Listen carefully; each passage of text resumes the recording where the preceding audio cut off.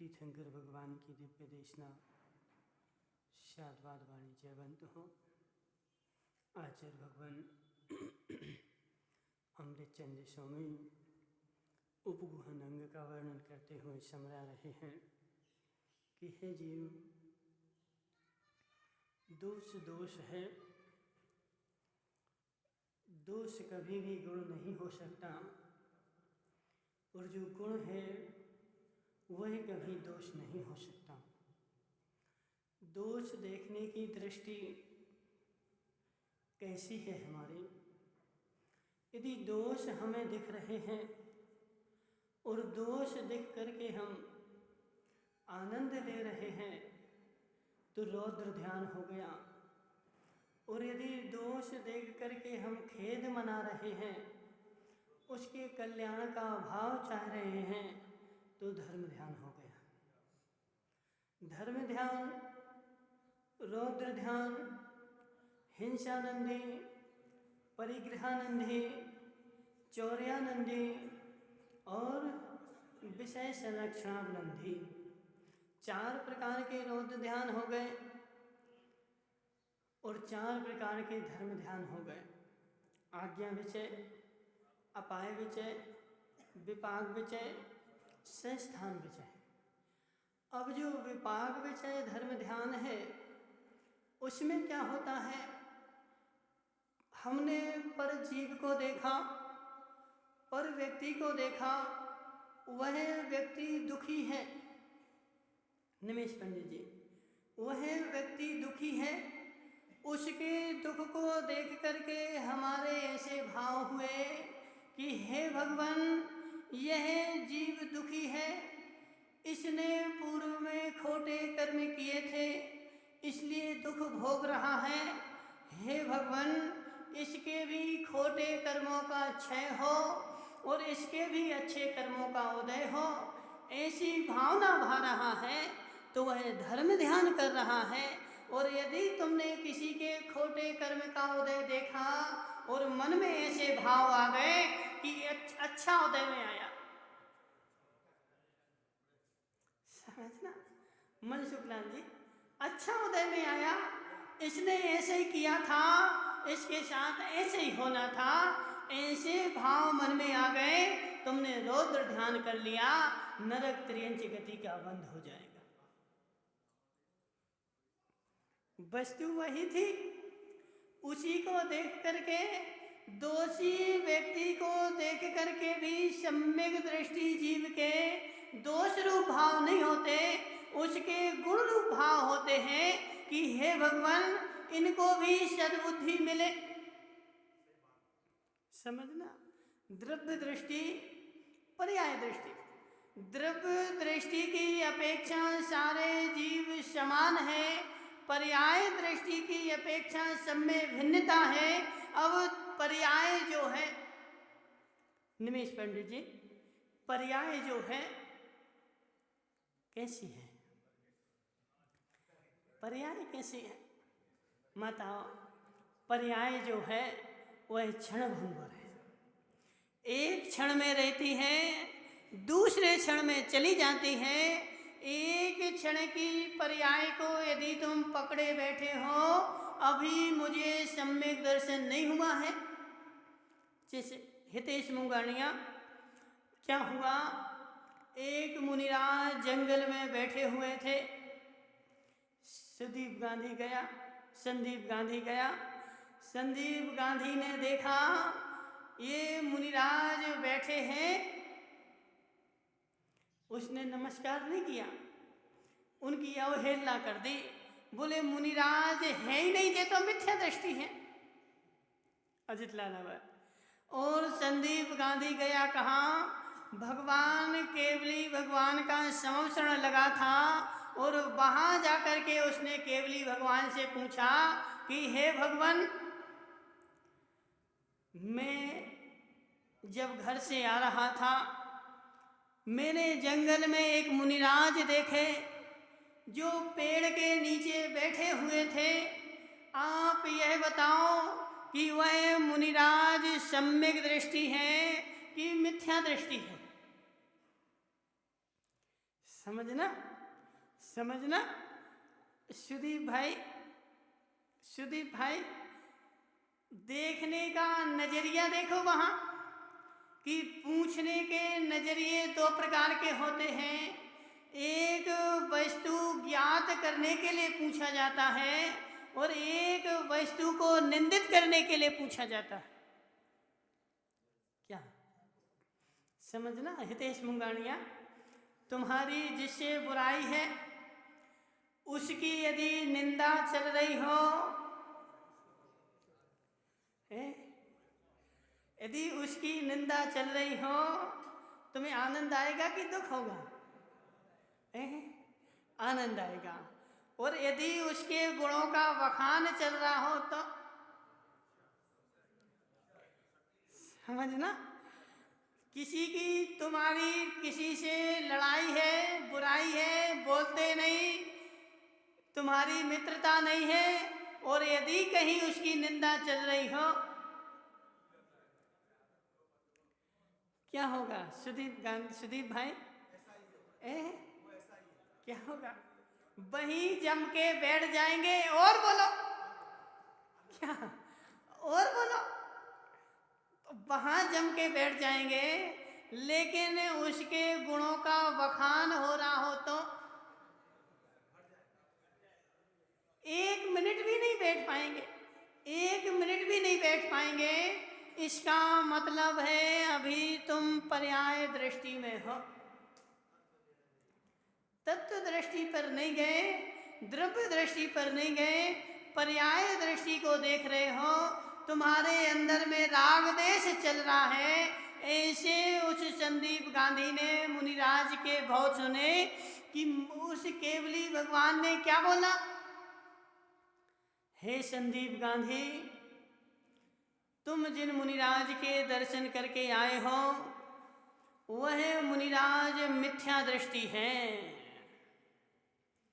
संदीप गांधी की कसाय पुष्ट हो गई, उसको आनंद आ गया।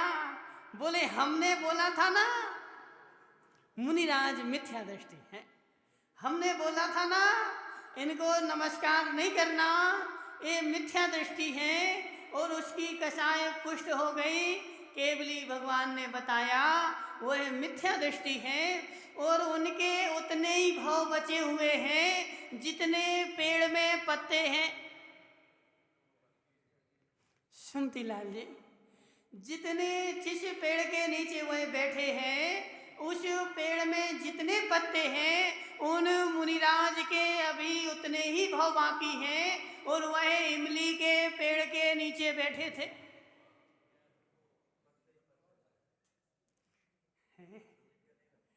माता सागौन के पेड़ के नीचे नहीं बैठे थे, इमली के पेड़ के नीचे बैठे थे। अभी उनके कितने भाव बाकी हैं सुदीप भाई? तुम्हारी कसाय पुष्ट हो गए, तुमने दोष देख लिए, तुम्हारे मन की हो गई। अभी उनके इतने भाव बाकी हैं और तुमने आनंद मनाना शुरू कर दिया। वह तो मिथ्या दृष्टि, मिथ्या दृष्टि, मिथ्या दृष्टि। और जबकि वह मुनिराज, समझना श्रीश भाई, वह मुनिराज जो थे क्या द्रव्य में कमी थी? द्रव्य में खोट थी? नहीं, द्रव्य उनका शुद्ध था, पर्याय में अशुद्धि थी, पर्याय में मिथ्या दर्शन था, श्रद्धा में मिथ्या दर्शन था, द्रव्य में मिथ्या दर्शन नहीं था। निमेश भाई सुनो जरा, देखो संसार में तुम जहां सुनने जाओगे, जिसको सुनने जाओगे वह अपने मन की कहेगा और तुम उसके मन में लिप्त हो जाओगे। इसलिए देखो इतना ग्रहण करना चाहिए। सुदीप भाई बैठा लो तेजपाल को अपने पास। तेजपाल जी बैठ जाओ, कर्म का बंध नहीं करो, घोर पाप का बंध होता है। हाँ, नमस्कार करने से भी घोर पाप का बंध होता है। सुनो सुनो सुनो निमेश भाई, जिसके पास सुनने जाओगे वह अपने मन की सुनाएगा, वह जैसा होगा वैसा ही तुम्हें बनने का उपदेश देगा, जैसे कि तुम्हें हंस बनना पड़ेगा। अजित भाई लालावत हंस बन जाओ। उकावा जी हंस बन जाओ। हंस के लिए तुम कितना पानी मिला के दूध दोगे, वह तुम्हारा किंचित मात्र भी पानी ग्रहण करेगा ही नहीं। जितना दूध होगा वह मेरा है, और जितना पानी है सो तुम अपना रखे रहो, हमें तुम्हारे पानी से मतलब ही नहीं। और जो बेचारा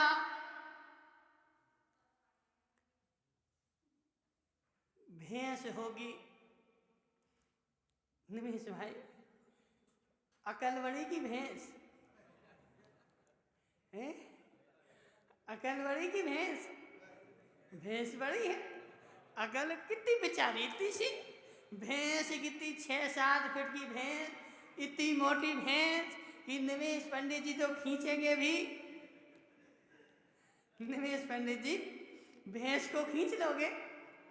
नहीं खींचेगी, इतनी बड़ी भैंस। ऐसे भैंस जो होगी, भैंस को तुम दूध मिला के पानी दोगे, पानी मिला के दूध दोगे, पूरी पी लेगी। लेकिन हंस जो होगा वह दूध पिएगा। मिलाओ तो पानी कितना मिलाओगे मनसुख लाल जी? मिलाओ तुम पानी कितना मिलाओगे? जिनवाणी में मिलाओ तुम कितनी मनमानी मिलाओगे? हम तुम्हारी मनमानी ग्रहण करेंगे ही नहीं। जितनी जिनवाणी होगी उतनी हमारी, और जितनी मनमानी हो सो वह सब तुम्हारी। देखो संसार पंचम काल है, पंचम काल है, कहीं भी चले जाओ,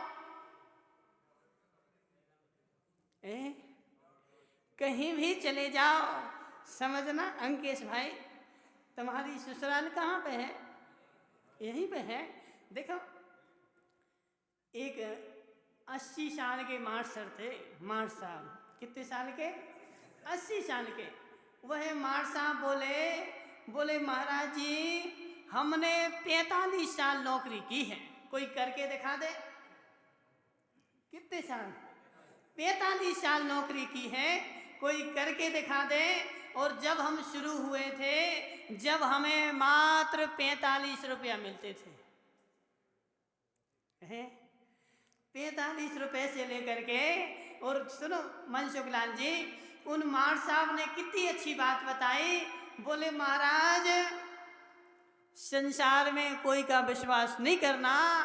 सुनो, बोले हम अपनी सास जब मास्टरी करते थे तो ससुराल में हमारा नंबर लग गया मास्टरी करने का। सो बाहर उनके ससुराल में नहीं रहते थे, रहते तो थे अलग से, लेकिन हमारी ससुराल में भैंस थी, समझना, ससुराल में भैंस थी। तो हमने दूध लेने जाते थे। काय के लिए जाते थे? दूध लेने के लिए जाते थे। सो एक दिन दूध लेने के लिए बैठे, सास भाई ने दूध लगाया और बोले कंवर साहब बैठे रहो। हैं? अभी अंदर जाते हैं, सो कुंवर साहब जो थे वो देखने लगे कि सास काय को जा रही अंदर, लोटा लेके गई, यहाँ से दूध क्यों नहीं दिया। उनने खिड़की से झांका, उसने अंदर जाकर के एक लोटे में पानी। सुनो सुनो अंकेश भाई, स्वयं की मतारी ने अपनी बेटी के दूध में भी पानी मिला दिया। संसार में को नहीं है अंकेश भाई, काऊ को नहीं है, सब स्वार्थ का संसार है। जब मतारी अपने बेटी के यहाँ दूध जा रहा, दूसरे के यहाँ नहीं जा रहा, जब बेटी के यहाँ दूध जा रहा है उसमें मतारी पानी मिला सकती है। अब इस संसार में समझ लो, जिनवाणी जहाँ भी सुनने जाओगे निमेश भाई, थोड़ा बहुत पानी दो। जब अम्मा को अपनी बेटी पर दया नहीं है तो वक्ता को तुम्हारे ऊपर दया आ जाए।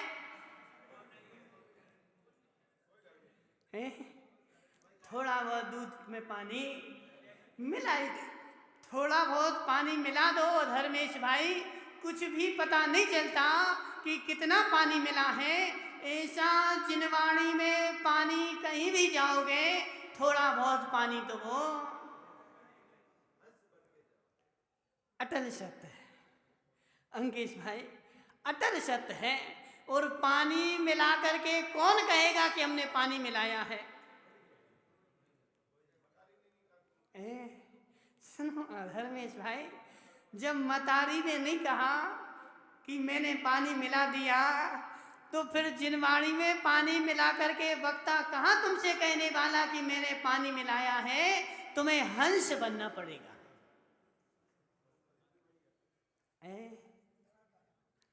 सुनो सुनो, क्या नाम तुम्हारा? अजित लालावर। सुनो, पानी संसार में मिला हुआ मिलेगा, लेकिन तुम हंस बन जाओ। जितना पानी होगा वह मेरा नहीं है, जितना दूध होगा वह मेरा है, मैं उतना उतना पी लूँगा। इसलिए संसार में पानी कितना ही मिला रहे, लेकिन मैं हंस बन चुका हूँ। राजू भाई डीजल वाले, राजू भाई डीजल वाले, समझना, उन मुनिराज के भाव कितने बचे थे? उन मुनिराज के भाव कितने बचे थे? जितने पेड़ में पत्ते हैं वह मुनिराज मिथ्या दृष्टि थे, और उस जीव ने सुना कि यह मिथ्या दृष्टि है, और बेचारा आनंद मना करके और अपने सम्यक दर्शन से हाथ धो बैठा और मिथ्याद की पर्याय में लीन हो गया। आनंद आ गया ना? किसमें आनंद आया? क्या मुनिराज की मिथ्यात का आनंद ले रहा है? समझना, मुनिराज के मिथ्यात का आनंद आया उसको। अंकेश भाई तुम यहाँ आके बैठो ना, आगे पंडितों की लाइन में, पीछे पीछे क्यों बैठते? यहाँ आओ आगे। देखो, पंडित पंडित के बगल में बैठना चाहिए। पंडित के बगल में बैठोगे, एक पंडित दो पंडित, पंडित पंडित हो गए ना तो पंडित पंडित मरण हो जाए। निमेश भाई, अंकेश पंडित जी, तुम हमें यह बताओ, उस व्यक्ति ने मुनिराज के भाव सुने, उनकी परिणति सुनी, अब वह आनंद मना रहा है। मुनिराज के मिथ्यात का आनंद मना रहा है कि स्वयं के मिथ्यात का आनंद मना रहा है?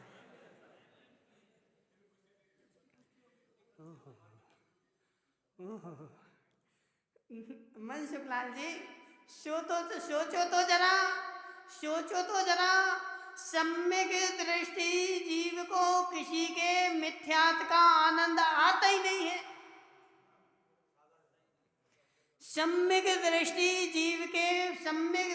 जीव को किसी के मिथ्यात का आनंद आता ही नहीं है। दूसरे के मिथ्यात का आनंद आ रहा है, वह स्वयं के मिथ्यात का आनंद आ रहा है।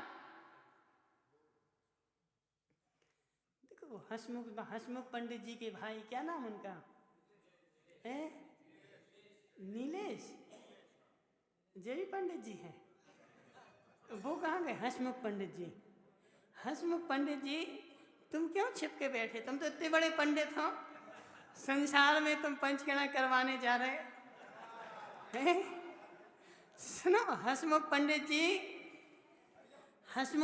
जी, किसी के मिथ्यात का आनंद यदि तुम्हें आ रहा है तो समझ लेना मैं स्वयं मिथ्या दृष्टि हूँ। दूसरे के मिथ्यात का आनंद दूसरे को आता ही नहीं है, स्वयं का आता है। जैसे वह कुत्ता हड्डी चबाता है,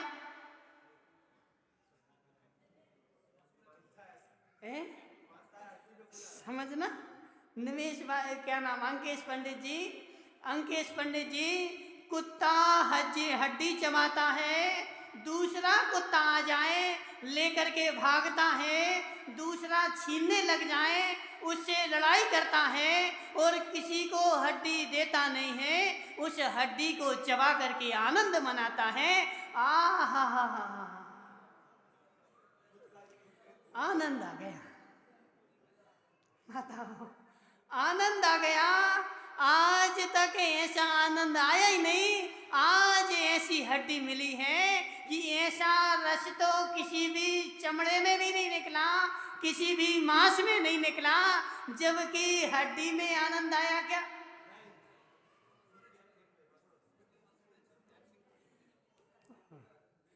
कीर्तेश के पिताजी, हड्डी में आनंद आया क्या? हड्डी तो नीरस है, सूखी है, उसको बेचारा चबा करके यहाँ से वहां भाग रहा है और बार बार चबा रहा है। एक बार नहीं, एक बार नहीं, माताओं बार बार चबा रहा है और बार बार चबा करके उसका आनंद मान रहा है, जबकि हड्डी में आनंद था ही नहीं, हड्डी में रस था ही नहीं। हड्डी तो सूखी थी, हड्डी तो कठोर थी, वह उसका ही खून निकल रहा है। किसका? किसका? स्वयं के मसूड़े छिल गए और स्वयं के मसूड़े से खून निकल रहा है, स्वयं का खून पी रहा है और आनंद मान रहा है कि हड्डी में से आनंद आ रहा है। ऐसे बेचारा मिथ्या दृष्टि जीव कौन? मिथ्या दृष्टि जीव दूसरे को देख करके खुश हो रहा है, दूसरे की निंदा करके खुश हो रहा है, आनंद मना रहा है और बार बार यहाँ से वहाँ भाग रहा है और फिर निंदा कर रहा है और दूसरे की निंदा करके और आनंद मना रहा है कि मैंने उसकी निंदा कर दी। आहा, आनंद आ गया, आनंद आ गया। किसका? किसका? जिसकी निंदा चल रही है वह तो पर है, वह अपने में है, वह तुम्हारे में गए ही नहीं, तुम उसका आनंद ले सकते नहीं। एक द्रव्य का आनंद दूसरे द्रव्य में आता ही नहीं। बताओ, समझो जी, द्रव्यान योग के सिद्धांत हैं, द्रव्यान योग के सिद्धांत हैं मुकेश गांधी। द्रव्यान योग के सिद्धांत हैं, एक द्रव्य का आनंद दूसरे में आता ही नहीं, प्रत्येक द्रव्य स्वतंत्र है, कण कण स्वतंत्र है। तुम किसी का आनंद ले लो, ऐसी तुम्हारे पास शक्ति नहीं। और बेचारा बेचारा दूसरे की निंदा करके और यहाँ वहाँ उस हड्डी के जैसे उठा करके भाग रहा है और संसार में निंदा कर रहा है और निंदा कर करके दोष देख करके आनंद मना रहा है कि देखो वो दोषी व्यक्ति। आनंद किसका आ रहा है? आनंद किसका आ रहा है? समझना, आनंद किसका आ रहा है? मनसुख लाल जी, आनंद किसका आ रहा है? स्वयं की मिथ्यात पर्याय का आनंद आ रहा है और स्वयं की मिथ्यात पर्याय पुष्ट हो गई तो उसका आनंद लेकर के और समझ रहा है कि मैंने दूसरे का आनंद ले लिया। समझना, समझना मनसुख लाल जी, यदि दूसरे के दोषों से तुम्हें आनंद आता होता तो उन केवली भगवान को क्यों नहीं आनंद आ रहा? बोल, केवली भगवान को क्यों नहीं आनंद आ रहा? और केवली भगवान को तो छोड़ो, मुनिराज को क्यों नहीं आनंद आ रहा? दोषों में समझना, मुनिराज से दोष कहने जाओ निमेश पंडित जी, उनको क्यों नहीं आनंद आ रहा? और नीचे आ जाओ, और नीचे आ जाओ, सम्यक दृष्टि को सुनो। अजित लालावत, राजा शरणे, छायक सम्यक दृष्टि जीव, चेलनी रानी, सम्यक दृष्टि जीव, दोनों सम्यक दृष्टि चतुर्थ गुण स्थानवर्ती। अभी पढ़ो तो आगम को, अंकेश भाई पढ़ो तो आगम को। मिथ्या दृष्टि अपनी ही पर्याय का आनंद लेता है। राजा श्रेणिक ने एक बार जंगल में जाके देखा, आरिका गर्भवती थी। पढ़ा नहीं पढ़ा? आरिका गर्भवती थी और गर्भवती आरिका को देखा, उनके भाव किंचित मात्र भी मलिन नहीं हुए। सम्यक दृष्टि है, सम्यक दृष्टि है। उनके गर्भवती आरिका को देख करके परिणाम मलिन नहीं हुए। मुझे धर्म बचाना है, मुझे दोष ढांकने हैं। यदि मैं इनकी निंदा करने जगत में जाऊंगा, किसकी निंदा होगी? मेरी ही निंदा होगी, मेरे धर्म की निंदा होगी। धर्म है सो मैं हूं और मैं हूं सो धर्म है। धर्म धर्मी से अलग नहीं है। सुमति लाल जी, धर्म धर्मी से अलग नहीं है। जब तक धर्म है तभी तक धर्मी है, और जब तक धर्मी है तभी तक धर्म है। धर्मी खत्म हो जाएंगे, धर्म भी खत्म हो जाएगा। राजा श्रेणिक को किंचित मात्र भी गिलानी नहीं हुई। राजा श्रेणिक ने किंचित मात्र भी आनंद नहीं मनाया। उन आरिका को अपने घर ले गए। सुनना, उन आरिका को अपने घर ले गए और रानी चेलना को सौंप दिया। दोनों सम्यक दृष्टि। रानी चेलना ने ऐसी सेवा की, ऐसी सेवा की कि 9 महीने तक, जब तक वह गर्भ बाहर नहीं आया, तब तक उन आरिका को ऐसे रखा कि पड़ोसी को भी खबर नहीं लगी, महल में भी खबर नहीं लगी कि कोई मेरे घर में आया है। यह होता है उपगूहनंग, दोष ढांकना, दोष ढांकना। और घर में रख करके शांति से रखा, उनकी पूरी सेवा की। किसी को भी पता नहीं चला कि महल में क्या हो रहा है। और रानी चेलना ने उनका प्रसव करवाया, और प्रसव करवा के उस बच्चे की पूरी व्यवस्था की, और उन आरिका का स्थितिकरण किया, और उनके दोष अलग करके और वह पुनः आरिका बन गए। यह धर्मात्मा है, यह सम्यक दृष्टि है।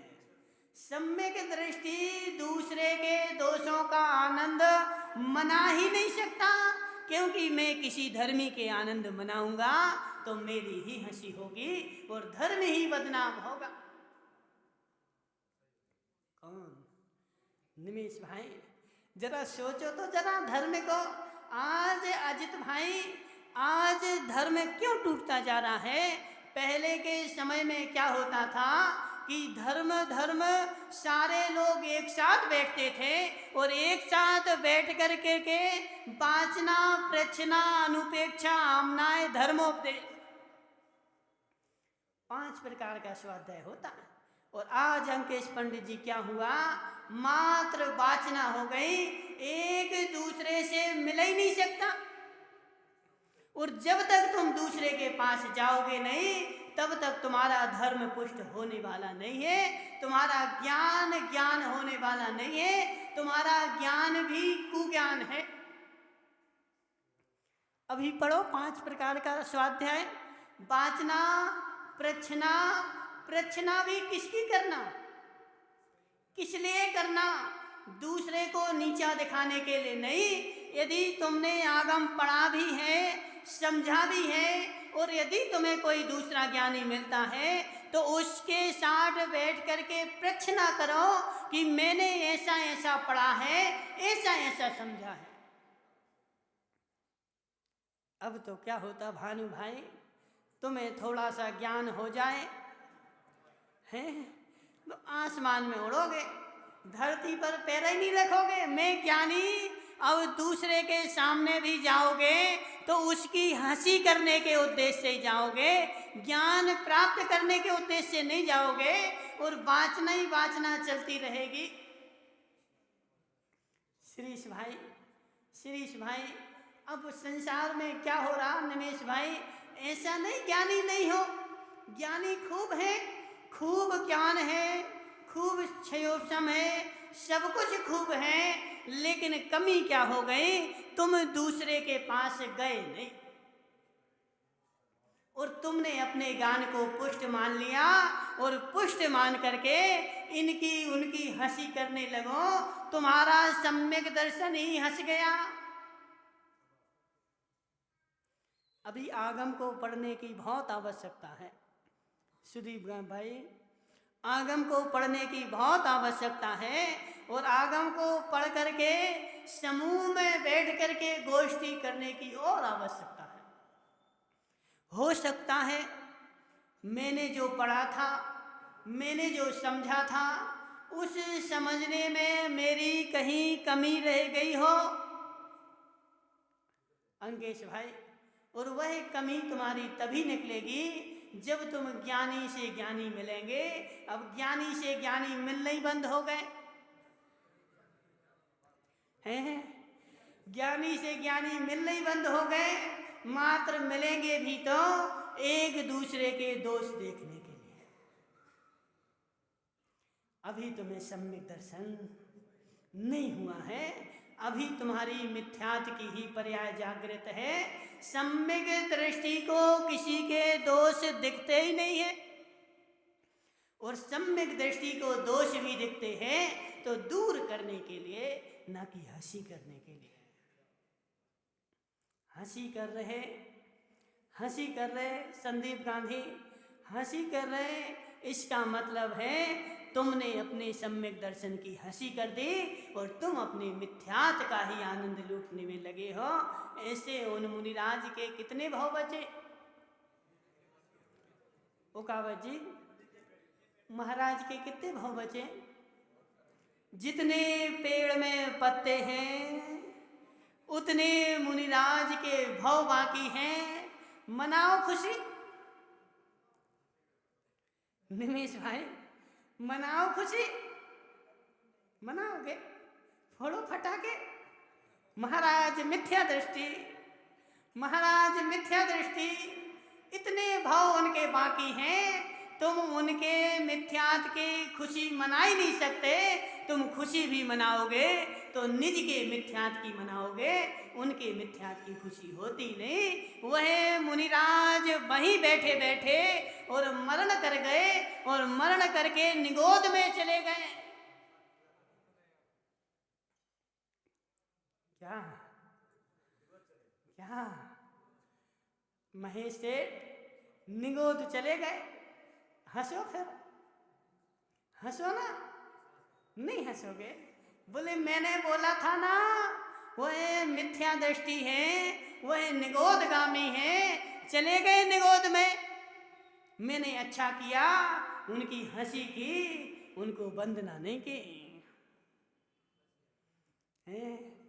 बच गए ना निमेश भाई, बच नहीं गए, तुम फंस गए। तुम बच नहीं गए, तुम फंस गए। तुमने मुनिराज की हंसी नहीं की, तुमने जैन धर्म की हंसी की, जैन शासन की हंसी की, और जैन शासन को बदनाम करके और तुम फंस गए। वह मुनिराज निगोद में गए, और निगोद में जाकर के एक अंतर मुहूर्त में उनके उतने भाव हो गए जितने उस पेड़ में पत्ते थे।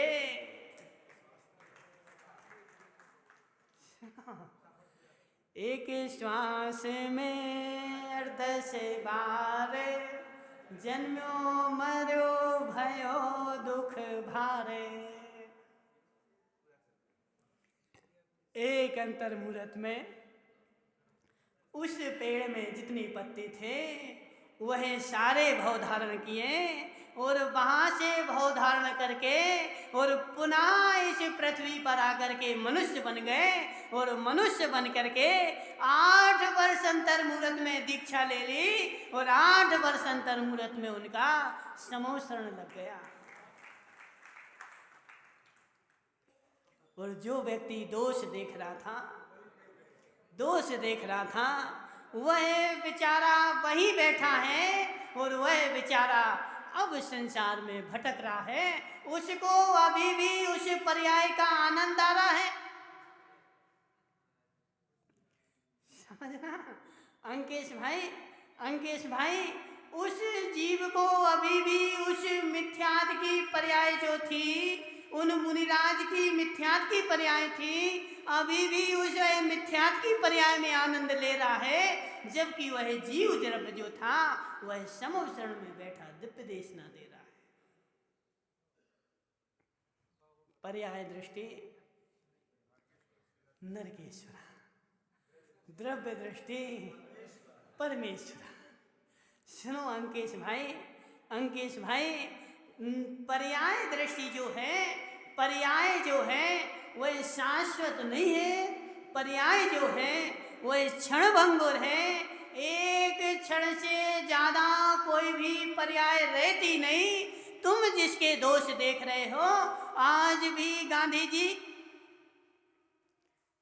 तुम आज भी कहते हो क्या अंजन चोर, क्या माता आज भी कहते हो अंजन चोर। तुम्हें उस अंजन में चोरी दिख रही है और वह अंजन तो सिद्ध भगवान बन के बैठा है, और तुम आज उस अंजन की चोर पर्याय को देख करके और अपने भावों को नष्ट कर रहे हैं।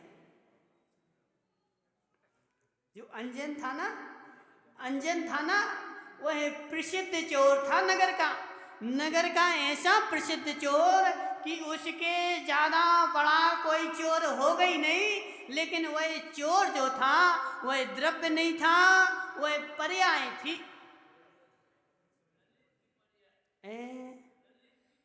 ललित की पर्याय नहीं थी, जीव द्रव्य की पर्याय थी। ललित भी पर्याय ही था, ललित जीव नहीं था, ललित पर्याय थी। उसका नाम रखा था, वह ललित भी जीवन भर चोरी की उसने। सोचो तो जरा, क्या उकावत जी, सोचो तो जरा, आज तक मैंने ऐसा सोचा ही नहीं। मेरी तो सारी पर्याय निकल गई, दोष देखते देखते और दोषों में आनंद मनाते मनाते। दोष भी देखो, लेकिन किस दृष्टि से कि मैं कैसे इनके दोषों को दूर कर दूं। दृष्टि ऐसी, और दोषों को देख करके यदि आनंद मना रहे हैं। अंजन चोर निरंजन हो गया। हितेश मुंगाणिया आज भी बोलेगा, सो क्या बोलेगा, बोले अंजन चोर की कहानी सुनो। ऐसा नहीं बोलेगा कि अंजन सिद्ध की कहानी सुनो। क्या अंजन सिद्ध की कहानी सुनो कि अंजन चोर की कहानी सुनो। आज भी तुम्हें वह चोर दिख रहा है, जबकि वह चोर बचे ही नहीं। चोर जो थी वह पर्याय थी। उस अंजन चोर ने भी विद्या सिद्ध की, और विद्या सिद्ध करके विदेह क्षेत्र में गया, विजयात पर्वत पर गया, अपूर्व आकृतिम जिनालयों के दर्शन करके, और उसको सम्यक दर्शन प्रकट हुआ। और सम्यक दर्शन प्रकट होकर के मुनिराज ने उसको संबोधन दिया कि हे भव्य प्राणी, तेरे 3 दिन और बचे हैं, 3 दिन बाद तू मरण हो जाएगा। मेरे 3 दिन बचे हैं।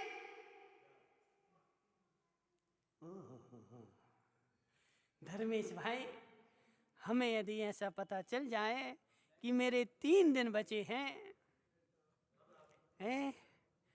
क्या होगा? क्या होगा? बोले समझना है। सुनो, तो तुम हमारे साथ रहे कहाँ रहे? तुम तो अभी देखो तुम तो अभी कैसे उस छूटी हुई भैंस के जैसे, समझना समझना। सुनो, आ जाओ, समझ गांधी जी, सुनो, तुम्हारी भैंस कोई पकड़ ले गया और पकड़ करके रस्सी बांध के ले गया, और उस भैंस की जैसे ही रस्सी छूटी वो कहाँ भागेगी? समझना, उस भैंस को पकड़ के तो ले गए, लेकिन वह भैंस जैसे ही छूटेगी और अपने घर की ओर दौड़ेगी। ऐसे तुम यहाँ पर बैठे हो, अभी जैसे ही छूटेगो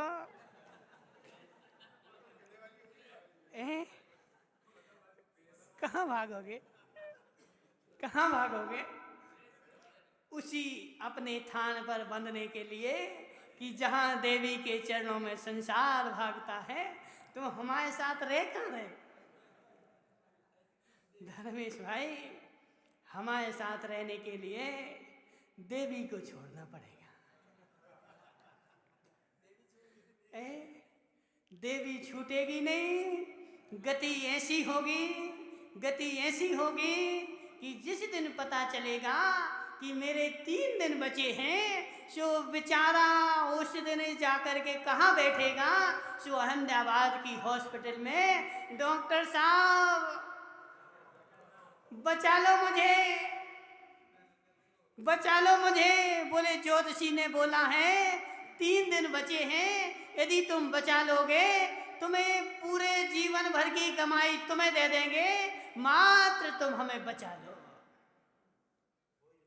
मिथ्या दृष्टि, जिसकी होनहार खराब है उसके ऐसे ही भाव होते हैं जैसे वह राजा सुभग। माता, बहुत दिन हो गए वो राजा सुभग बैठा वहां पे है। वह राजा सुभग को महाराज ने बोल दिया तुम्हारे 7 दिन और बचे हैं, 7 दिन बाद तुम्हारी मृत्यु होगी। बोले महाराज मैं तुम्हारी कैसे सुनूं? मैं कैसे मानूं कि मेरी मृत्यु होगी? तुम्हारी 7 दिन बाद मृत्यु होगी। और कैसे मृत्यु होगी? बिजली के गिरने से तुम्हारी मृत्यु होगी और तुम अपनी विष्ठा के कीड़े बनोगे। था मिथ्या दृष्टि, कैसे स्वीकार कर ले? सुनो तो जरा, हितेश मुंगानिया, हितेश मुंगानिया, मिथ्या दृष्टि जीव को जिनवाणी आती है नहीं सुहाती है, सम्यक दृष्टि जीव को जिनवाणी आती है, उस वह अंदर में जाती है और उसको सुहाती है। उस राजा सुभग को उन मुनिराज के ऊपर अविश्वास हो गया कि तुम मुनिराज ही हो, कैसे विश्वास करें हम तुम्हारा? यदि तुम्हें मेरी बातों पर विश्वास नहीं है तो उसका प्रमाण मैं तुम्हें देता हूं कि अभी तुम घर जब जाओगे तो रास्ते में भौरे के जैसा काला कुत्ता तुम्हें भौंकते हुए तुम्हारे ऊपर दिखेगा, और वह दिख जाए तो तुम प्रमाण मान लेना। और डर गया राजा, और डर गया राजा। डरते डरते डरते डरते घर की ओर चल दिया, और जैसे ही घर की ओर जा रहा था कि वह एक काला कुत्ता उनके ऊपर भौंक पड़ा और घबरा गया, और घबरा गया। दुर्गति होना है ना, अब धर्म की शरण में कैसे आ जाए? दुर्गति होना है ना, धर्म की शरण में कैसे आ जाए? सो वह अपनी बेटे की शरण में गया कि हे बेटे, मुनिराज ने ऐसा ऐसा कहा है कि तुम अपने मल में कीड़े होगे, और जैसे ही मैं मन में कीड़ा हो तुम मुझे डंडे से मार देना। अभी भी उसको सांता नहीं पड़ी, अभी भी उसको सांता नहीं पड़ी, और वह 7 खंड का महल था, और नीचे के खंड में जाकर के छुप गया।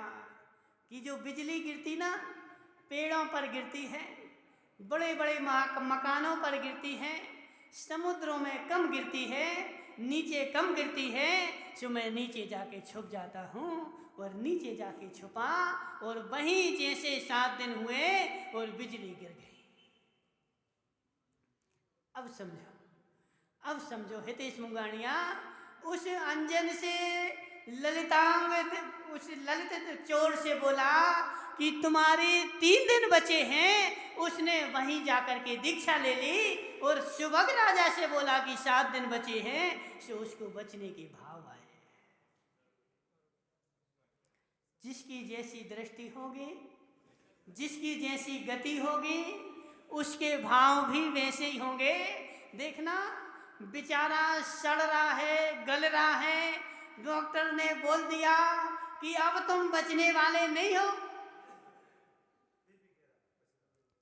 क्या भानु भाई समझो तो जरा, देखो ऐसा होता कि नहीं होता, जे बता, होता कि नहीं होता। डॉक्टर ने भी बोल दिया कि तुम्हें असाध्य रोग हुआ है, अब तुम बचने वाले नहीं हो, तुम्हारा कोई उपाय नहीं है। बेचारा उदयपुर जाएगा, उदयपुर में मना कर दिया, अहमदाबाद जाएगा, अहमदाबाद में मना कर दिया, दिल्ली जाएगा, कहीं ना कहीं तो बच जाएंगे। समझना, अभी भी डॉक्टर ने बोल दिया कि बचने के नहीं है तुम्हारे चांस, फिर भी उसको धर्म नहीं आ रहा है, उसको फिर भी कौन आ रहा है? डॉक्टर ही आ रहा है। क्यों राजू भाई? अब ऐसे व्यक्ति के पीछे भी तुम लिखो कि स्वर्गीय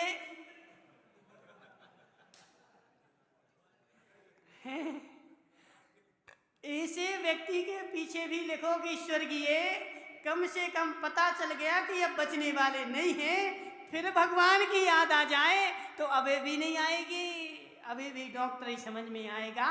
अब ऐसे जीव को ओकावत जी तुम बोलो कि स्वर्ग मिल जाए, तो स्वर्ग जो है ऐसा सरल नहीं है कि जिंदगी भर भगवान की याद नहीं आई, डॉक्टर के पास तड़प तड़प के मर गया और मरने के बाद अब तुम लिख दो कि स्वर्गीय। तो अपने आप को धोखा देने से कुछ भी मिलने वाला नहीं है। ऐसे संदीप गांधी, सुनो, दूसरे के दोषों का आनंद मनाने से मेरे में आनंद आने वाला नहीं है। मेरे में आनंद आएगा, तुम अपना निज का आनंद मनाओ। निज का आनंद यदि तुमने मना लिया तो तुम्हारा कुछ काम का है। दूसरे का आनंद मनाओगे, घोर मिथ्या दृष्टि है। निर्मल भाई देखो, दूसरे को नहीं देखना, निज को देखो। और जब निज की ऐसी परिणति हो कि दूसरे का दोष देख करके मेरी आत्मा खुश हो, उस समय अपनी आत्मा को संबोधित करो कि हे जीव, तू किसका आनंद मना रहा है? हे जीव, तू किसका आनंद मना रहा है? पर का आनंद मैं मना ही नहीं सकता, पर का आनंद में मना ही नहीं सकता। पर से आनंद मान रहा है, अभी तू मिथ्या दृष्टि है, सम्यक दर्शन की तेरी पर्याय उत्पन्न ही नहीं हुई है। निमेश भाई सोचो तो जरा, तत्व ऐसा ही है, तत्व यही है, अन्य नहीं है, अन्यथा नहीं है। तत्व तो सत्य तत्व तो यही है। और यह तुम्हें फिर पर्याय में दोबारा सुनने मिल जाए, कोई गारंटी नहीं है, क्योंकि तुम्हारे पास ऐसा नहीं कि महाराज नहीं आएंगे। खूब महाराज आएंगे, खूब पंडित आएंगे और वह तुम्हारी प्रशंसा करेंगे और तुम खूब तालियां ठोकोगे। क्या समझना? वे तुम्हारी प्रशंसा करेंगे और वो तुम खूब तालियां ठोकोगे और बोलोगे संसार में खूब प्रभावना हो रही। किसकी? किसकी? पर्याय की।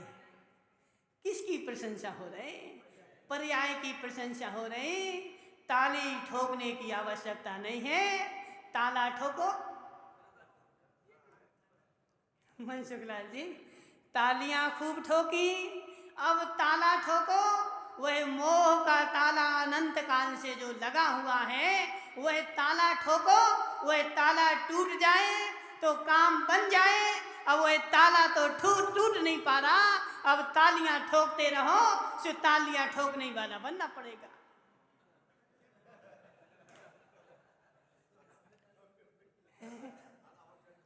बस वह मोह का ताला, गांधी जी, मोह का ताला अनंत काल से लगा है।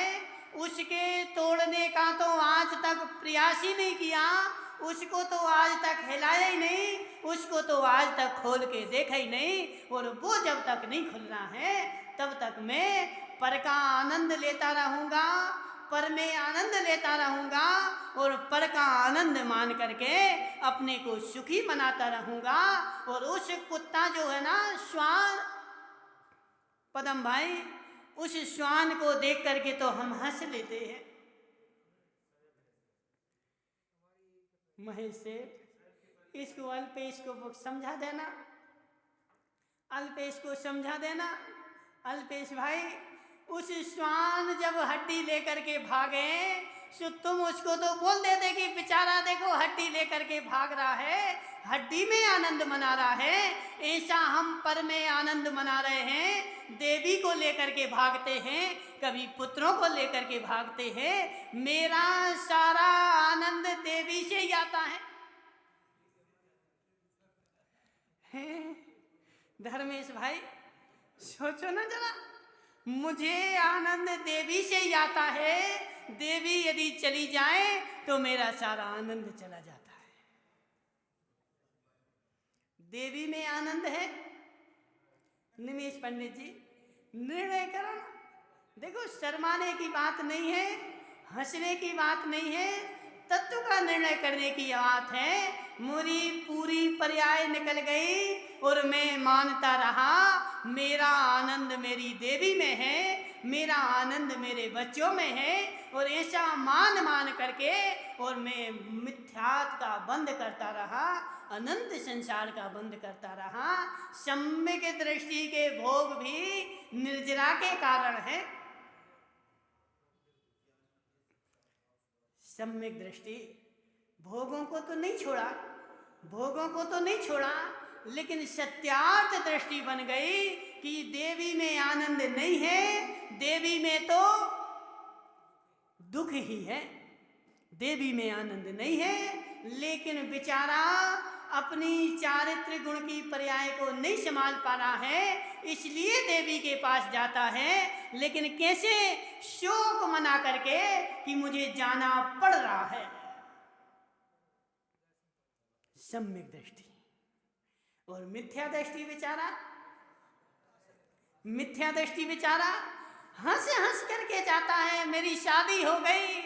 वो देखो ना, इसका किसका, राजू का पुत्र, कौन बैठा हो, चला गया, ये तो बैठा बेचारा। सुनो इसकी हालत बताएं। सुनो राजू भाई, जब तक देवी नहीं आई थी, रात में 11 बजे तक बैठा रहता था।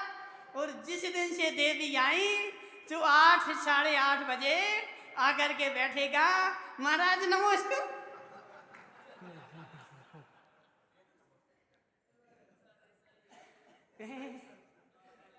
संसार की हालत, संसार की हालत। सुनो, क्या नाम इसका, अतुल भाई, वह देवी ही तुम्हारी दुश्मन है। देवी ही तुम्हारी दुश्मन है। जिस दिन से आई तुम्हारा धर्म भी छूट गया, कर्म भी छूट गया, सब छूट गया। उसी के पास रह रह के इसी में सारा आनंद है और संसार तो दुखमय है। सोचो ना पिंटू भाई, सोचो ना जरा।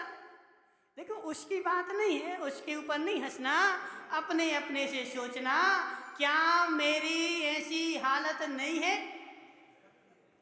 मेरी ऐसी हालत नहीं है? जब देवी नहीं आई थी मैं खूब 2-2 घंटे अभिषेक करता था, पूजन करता था, लेकिन जब से देवी आई स्वाध्याय भी छूट गया निमेश भाई, पूजन भी छूट गई और अभिषेक भी कभी कभार कर लेते हैं और कभी कभार छूट जाता है।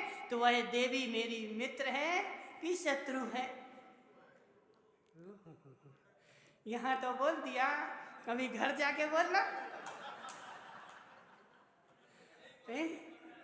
घर जाके बोलना, नहीं बोल पाओगे। देखो तो बेचारे, बेचारे, समझना।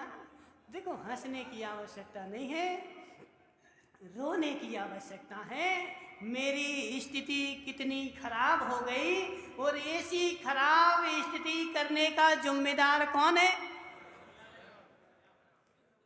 दूसरे को दोष नहीं देना, उस देवी को दोष नहीं देना कि देवी आ गई मेरा धर्म छुड़वा गई। तुम घोड़े पे बैठ के गए थे कि नहीं?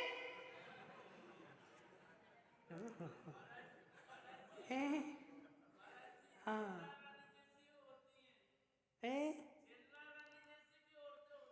देखो चेलना रानी जैसी मिल जाए वो तुम्हारा भाग्य नहीं है, समझना। वो चेलना रानी जैसी मिल जाए वो तुम्हारा भाग्य नहीं है और उसके भरोसे नहीं बैठना। अब तो तुम्हें वही ऐसी मिलने वाली है कि रात हो गई चलो होटल में, समझना। अजित भाई पहले देखो, आजकल तो एक पद्धति और हो गई। पहले सुनना गांधी जी, जब तुम शेरे बाई को देखने गए थे, कहाँ गई वो शेरे बाई? बैठी नहीं बैठी? सुनो शेरे बाई, जब तुम देखने गए थे तो कितने घंटे बैठ करके चर्चा की थी तुमने?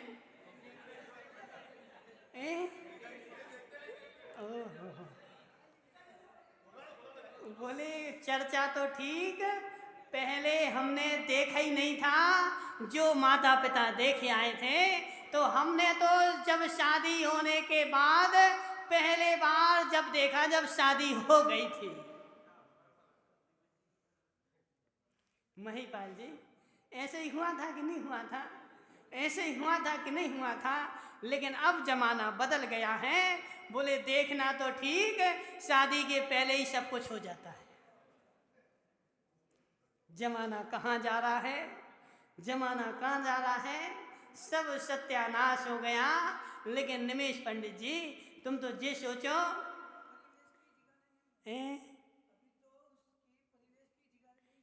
वो तो सब भ्रष्टाचार, पंचम काल है ना, सब भ्रष्टाचार मच गया है।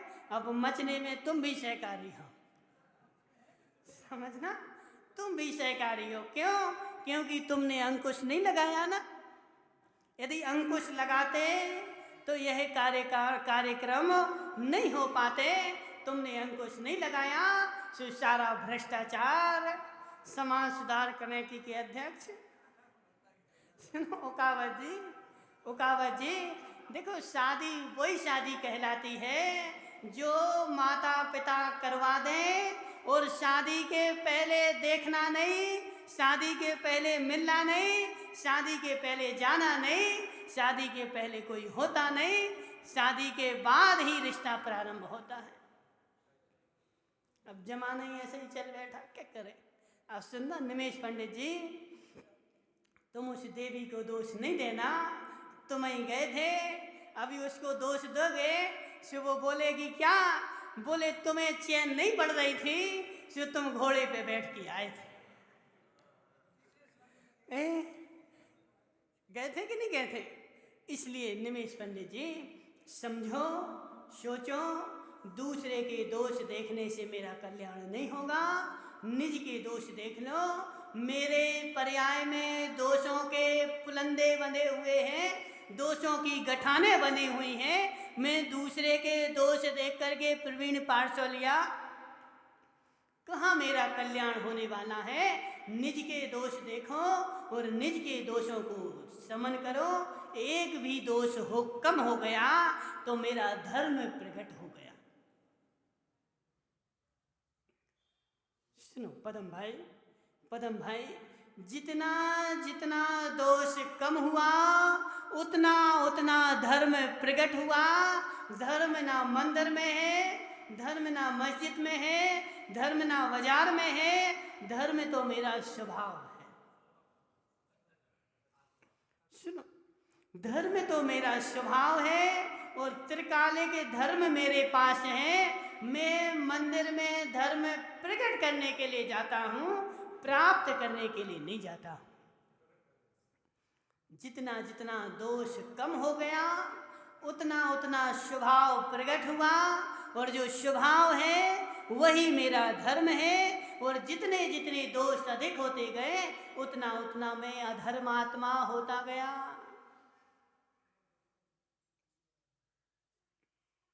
सुनो मनसुखलाल जी, धर्म क्या है? निर्दोषपना। अधर्म क्या है? दोषपना।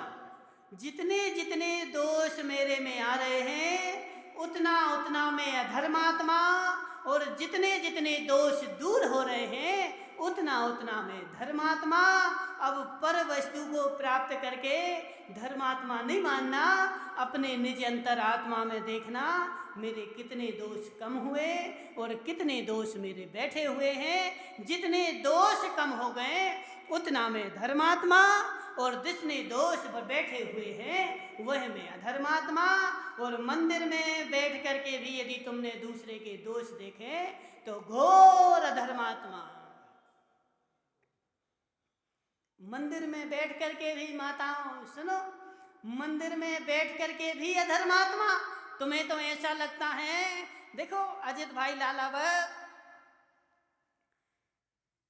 कोई आएगा, कोई से पूछोगे तुम धर्म करते क्या? हाँ हम धर्म करते हैं। बोले क्या? मंदिर जाते हैं, शास्त्र पढ़ते हैं, पूजन करते हैं, अभिषेक करते हैं, हम तो धर्म करते हैं। धर्म तो करते हो, लेकिन तुम्हारे दोष कितने कम हुए? तुमने दूसरों के दोष देखना कितना कम किया? यदि तुम्हें दूसरों के दोष दिख रहे हैं इसका मतलब है अभी तुम्हारा धर्म हुआ ही नहीं है। अभी तो तुम क्या अधर्म करने में ही लगे हो, और अधर्म करके धर्म मान रहे हो।